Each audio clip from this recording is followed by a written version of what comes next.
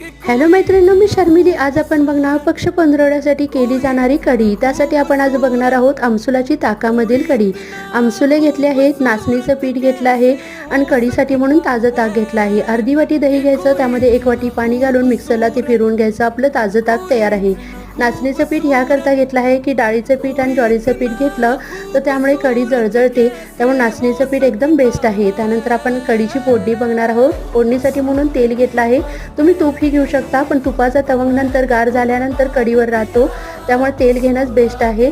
त्यानंतर फोडणीसाठी म्हणून जिरा मोहरी तडतडल्यानंतर मिरची घातली आहे, आलं लसूण पेस्ट घेतली आहे, कोकमं घेतली आहे, कढीपत्ता घेतला आहे आणि ह्यामध्येच हिंग आणि मीठही घेतलं आहे, कारण कढी फुटण्याची शक्यता असते, त्यामुळे मी मीठ आधीच ॲड करते।